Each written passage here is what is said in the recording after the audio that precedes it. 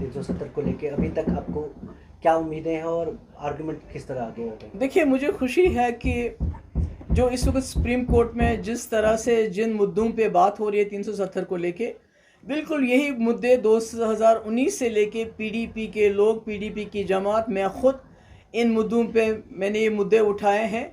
मगर फ़र्क ये है कि जब आज सुप्रीम कोर्ट में ये बातें हो रही हैं, खुल के हो रही हैं, तो सुप्रीम कोर्ट को खुशकिस्मती है कि वहाँ कोई रुकावट नहीं है। मगर हमारे लोगों को या तो थानों में बंद किया जाता है, या नज़रबंद किया जाता है, या हाउस अरेस्ट किया जाता है। इन्हीं बातों पे जो आज सुप्रीम कोर्ट में बातें हो रही हैं कि जो फ़ैसला उस वक़्त किया गया पार्लियामेंट में, उसमें हमारा जो आइन है उसकी धज्जियाँ उड़ाई गई कि आइन के ख़िलाफ़ है। सुप्रीम कोर्ट ने खुद ये सुन रहा है, इसको सुनवाई हो रही है कि पार्लियामेंट के पास ताकत नहीं है 370 को ख़त्म करने की, जब तक कि जम्मू कश्मीर की कॉन्स्टिट्यूएंट असेंबली उसको रिकमेंड ना करे प्रेसिडेंट ऑफ इंडिया को, इसको ख़त्म कर दो। कॉन्स्टिट्यूएंट असेंबली नहीं है।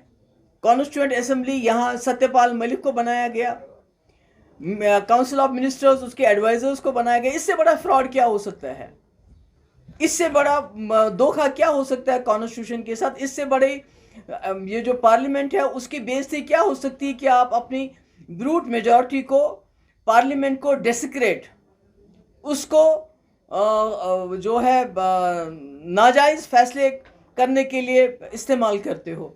तो मुझे खुशी है कि आज बहुत खुल के बहस हो रही है सुप्रीम कोर्ट में, और वहाँ जो है बड़ी अच्छी तरह से जितने भी वकील हैं, कपिल सिब्बल साहब, आप दूसरे वकील भी आएंगे, हमारे वकील भी आएंगे, तो इस पे बात खुल के हो रही है कि जो 370 है इसको दुनिया की कोई ताकत ख़त्म नहीं कर सकती, बशमूल पार्लियामेंट भी, चाहे आपके पास 500 मेंबर क्यों ना हो, जब तक जम्मू कश्मीर की कॉन्स्टिट्यूएंट असेंबली इसको रिकमेंड नहीं करती। ये बात साफ हो गई है। Ma'am, a remark has been witnessing by the CJI in which he has to say that the Sheikh Mohammedullah had a vision all across. So what's your take on it? नहीं, मैं तो कहती हूँ कि ये इस वक्त तो सब कुछ दाव पे लगा हुआ है। अगर चीफ ये जो है जस्टिस ऑफ इंडिया ये इकरार करते हैं कि उस वक़्त का जो फ़ैसला शेख साहब ने किया था, दो कौमी नज़रिया को बरतरफ करके एक हिंदुस्तान के साथ हाथ मिलाने का एक विजनरी फ़ैसला था, वो समझते हैं, वो कहते हैं विजन, तो उस विजनरी फ़ैसले का भी इम्तिहान है। क्या वो फ़ैसला सही था कि जिसमें उनको ये गारंटीज़ दी गई गवर्नमेंट ऑफ इंडिया की तरफ से, इस मुल्क के कॉन्स्टिट्यूशन की तरफ से, कि जम्मू कश्मीर की यूनिक आइडेंटिटी, हमारी शिनाख्त को महफूज रखने के लिए कुछ सेफ गार्ड्स मिलेंगे कॉन्स्टिट्यूशनल। तो आज उसका भी इम्तिहान है कि जो शेख साहब ने उस वक्त फैसला किया पाकिस्तान के बजाय, आज़ाद रहने के बजाय हिंदुस्तान के साथ हाथ मिलाने का, क्या वो फैसला, क्या वो विजन सही था? तो उसका भी फैसला आज होगा।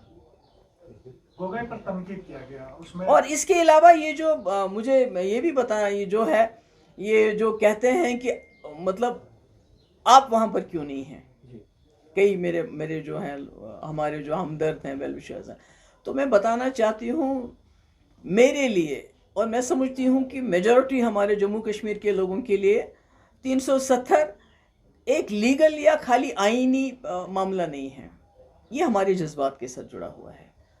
तो अभी तक मैंने बहुत कोशिश की, पर मैं अपने दिल को इतना मजबूत नहीं कर पा रही हूँ कि मैं वहाँ जाके अदालत में बैठ के इसके ऊपर बहस सुनूं। मुझे नहीं समझ आता है कि मैं क्या वो बर्दाश्त ला सकती हूँ कि मैं 370 के ख़िलाफ़ जो है वहाँ बहस को बर्दाश्त कर पाऊँगी, क्योंकि ये मैंने जो पहला इलेक्शन लड़ा है तो मैंने जम्मू कश्मीर के आइन की कसम खाई है, मुल्क के आइन के साथ साथ मैंने जम्मू कश्मीर के झंडे को उठाया है मुल्क के झंडे के साथ। तो इसलिए मेरे लिए ज़ाती तौर पे अभी मुझ में वो हिम्मत नहीं है कि मैं वहाँ अदालत में बैठूं और इस बहस को सुनूं, पर इंशाल्लाह मैं कोशिश कर रही हूँ कि हो सकता है थोड़ी हिम्मत जुटा के मैं, जब हमारा भी वकील या दूसरे वकील आएंगे तो वहाँ जाने की कोशिश करूँगी। पर अभी मेरा जो है मेरा अभी वो मजबूती नहीं है, हो सकता है, आई डोंट नो क्यों नहीं है। मुझे बहुत घबराहट होती है सोच के कि मैं अदालत में बैठूं और उसके बाद वहाँ 370 के ख़िलाफ़ कोई बात हो तो मैं क्या वो बर्दाश्त कर पाऊँगी।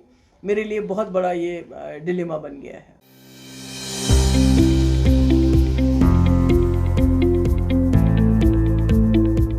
एक्साइड नियो अब आया है नए रंगों व फीचर्स के साथ।